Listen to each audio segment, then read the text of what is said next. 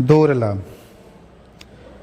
दोरला जनजाति छत्तीसगढ़ के बस्तर संभाग में बीजापुर एवं सुकमा जिले में पाए जाते हैं। इनकी आबादी मुख्यतः कोंटा, सुकमा, बीजापुर, भोपालपट्टनम क्षेत्र में चीना, कौली, काटुलनार, बोरले, गुड़ी, चार, आंधेड़, पेचा, कोली, कोइलपान, मादक पाल, मुर्कीमार, कुसगुड़ी, आवापल्ली, रोहल, मोरदंडा आदि में निवासरत है। भारत सरकार द्वारा जारी छत्तीसगढ़ के लिए जारी अनुसूचित जनजाति की सूची में दोरला के गुण की उपजाति के रूप में शामिल किया गया है। इस जनजाति की विशेष बोली पाई जाती है जो दोरली कहलाती है। दोरली में दोरा का अर्थ होता है जाति का मुखिया, अर्थात इन्हें कोया जाति के मुखिया से उत्पन्न उपसमूह माना जाता है। स्वयं को मूल कोया जनजाति का मानते हैं। अंग्रेज अध्येता ग्रेसन ने दोरला जनजाति को बैसन, हान, माड़िया, डंडानी, माड़िया के समान माना है। उन्होंने माना कि कोया जो दोरला चक में निवास करते हैं उनमें दोर कोयतुर अर्थात दोरला जनजाति का प्रादुर्भाव हुआ है। इस जनजाति की जनसंख्या कोट जनजाति के उपजाति के रूप में जनगणना 2011 में शामिल है। इस जनजाति के प्रमुख लोग अपनी जाति की आबादी छत्तीसगढ़ में लगभग 40,000 से अधिक होने का अंदाज करते हैं।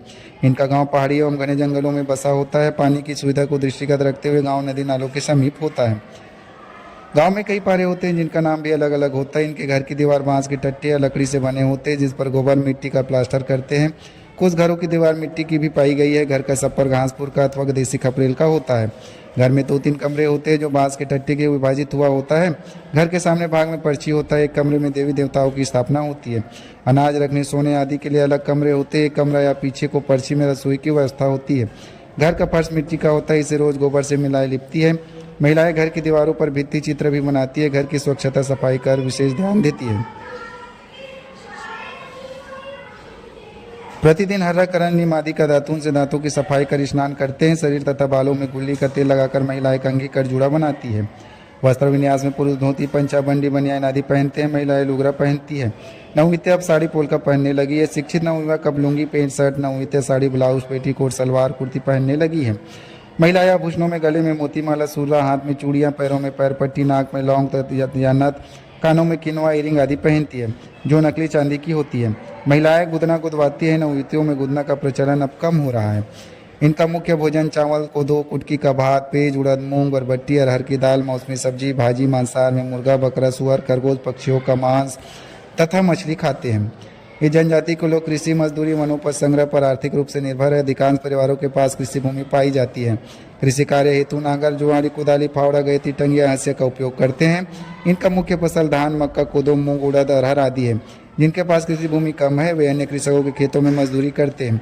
जंगल से महुआ, टोरा, हर्रा, आंवला, इमली, आम, चिरौंजी, लाख, शहद, कोसा, तेंदुपत्ता, गोंद एकत्र कर बाजार में बेचते हैं। स्वयं के उपयोग के लिए कंदमूल, फल, भाजी, बोड़ा आदि एकत्र करते हैं एवं खाते हैं। महुआ से शराब बनाकर पीते हैं। वर्षा ऋतु के समय महुआ को उबाल कर खाते हैं।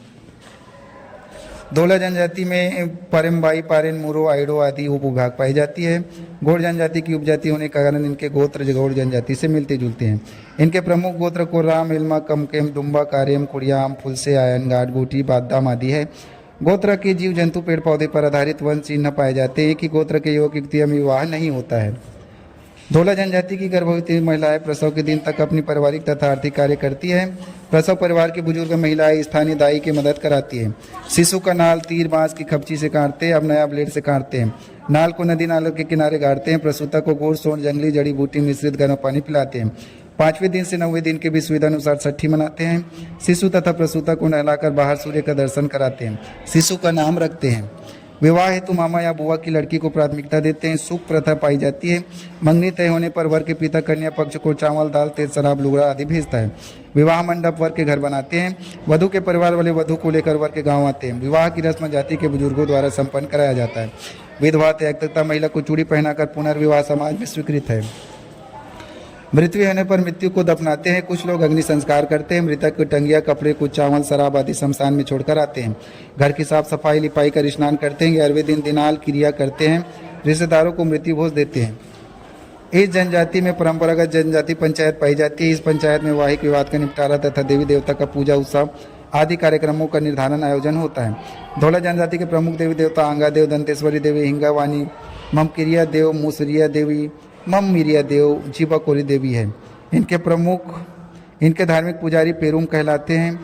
भूत प्रेत, जादू टोना में विश्वास करते हैं।